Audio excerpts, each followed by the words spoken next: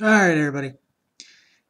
Anytime you send a group of guys with guns to single out a single shooter or multiple shooters, you increase the number of guns and the number of bullets, which means any number of things, including extrajudicial killings or non-extrajudicial killings, and increased damage to persons who otherwise would not be harmed.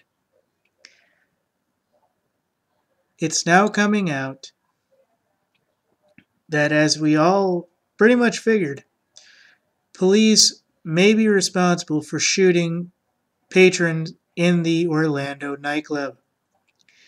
Now, I'm going to give you my viewpoint on this because I think my viewpoint is pretty solid. If you have a person hell-bent on doing this, and they're going in and they're doing this, I think it's the average human being has 109 degrees of vision.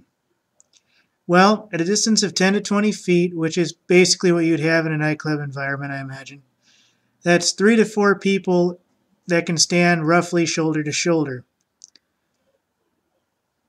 Depending on the distance, I'm of course assuming it would be closer distance. So if you have people on a dance floor, other things, you only have roughly 5 or so people in immediate sight. Yeah, bullets can go through people, all kinds of things can happen. But the idea that someone can actively take 53 people down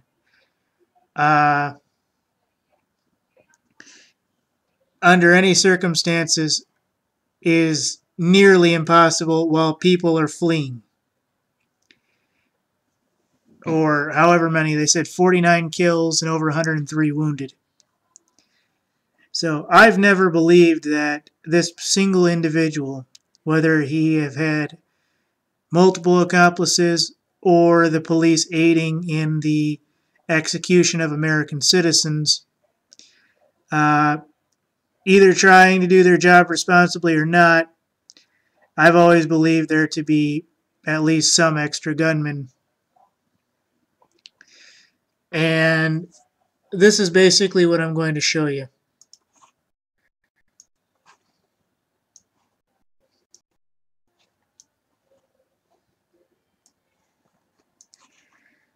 Anonymous. Police sources admit some Orlando victims may have been killed by law enforcement.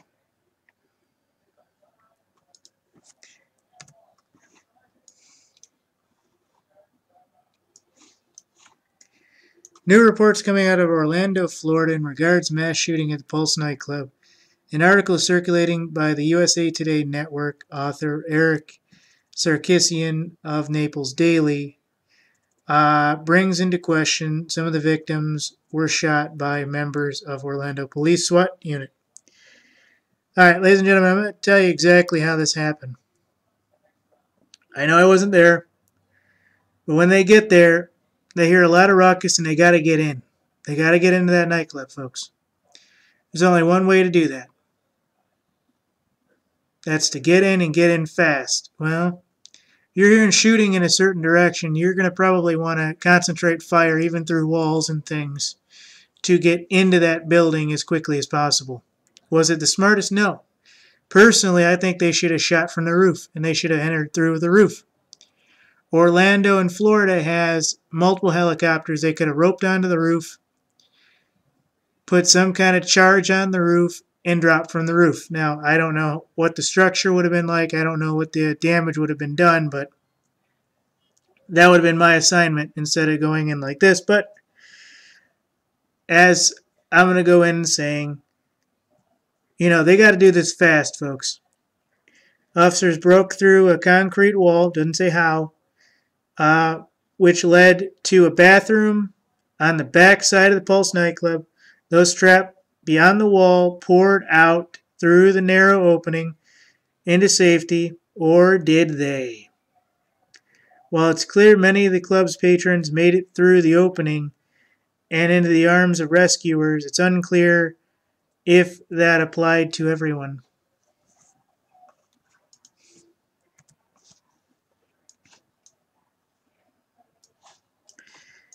Ladies and gentlemen, those are holes going into the nightclub. Doesn't look like there was a window there. Those are several entry points at which the SWAT teams made one way or another.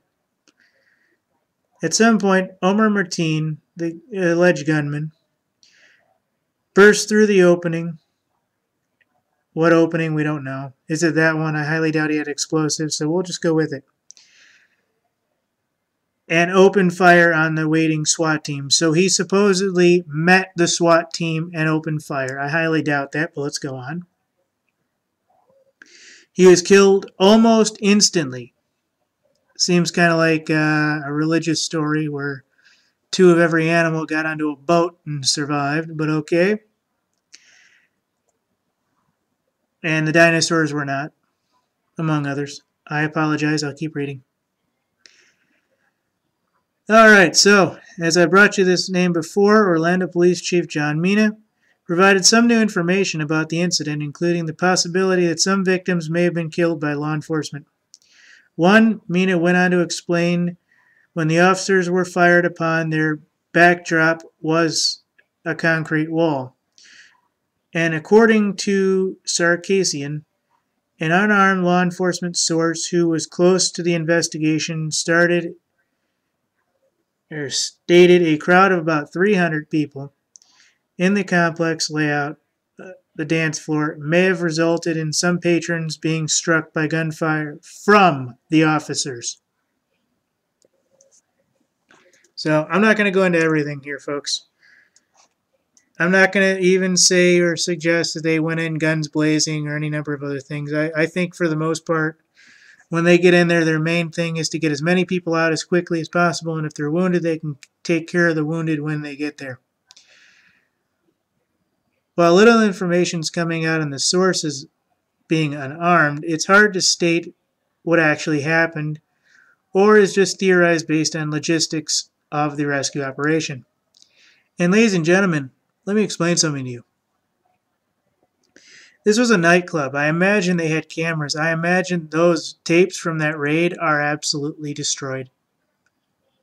So instead of showing what awesome raid this was and how it was a great training video for law enforcement and patrons to feel safe, I highly doubt that. Those cameras were scrubbed the second they took that building and held it. But basically, what can be said is one looks at the photograph of the hole in the concrete bathroom wall by law enforcement. One can clearly see the spray pattern of bullets around it. It's not a stretch to envision panicked customers fleeing through the opening in the wall that could have been accidentally shot, quote unquote, by law enforcement, quote unquote. If shots were fired into the opening in an attempt to strike Mateen or allegedly strike Mateen, it's also reasonable to suspect the patrons in the line of fire on both sides of the wall would be at risk. Chief Mina stated this aspect in the incident would be part of the investigation. Now, supposedly at this point, at 2:05 a.m., Orlando police arrived, exchange fire inside with Mateen, who retreats to the restrooms. How they freaking know that, nobody knows. Police remove patrons from the dance floor area, simultaneously, supposedly, while breaching the bathroom wall. Now, which happened first? Did they breach the wall or did they let the patrons out of the main area? See, it all gets sketchy. It all gets sketchy.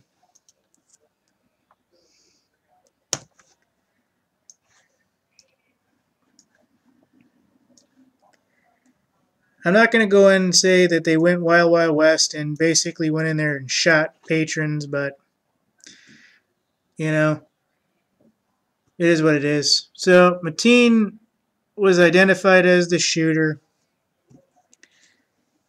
Operators during the incident, you heard the stories. Photographs of Mateen show he was an avid supporter of police, wearing an NYPD shirt while taking selfies, among other things. So Still kind of gives me the idea that he was a Manchurian candidate that turned somehow. I don't know, folks. However, contradictory to these signal that he may have seen or also been known to have frequented the nightclub. He was also seen to have had multiple profiles on various gay websites or dating apps, etc.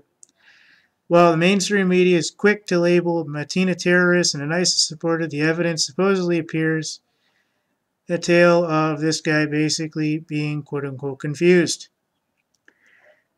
And basically they went in shooting. Or try to get people out as much as they could. And you know what? When that happens, guess what? Shooting happens.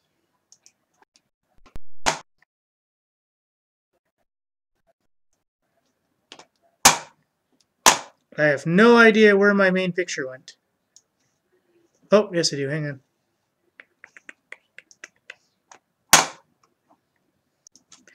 Alright, so in case anyone was wondering what happened to the main picture, I accidentally deleted it thinking I replaced it with the screenshot of the photo.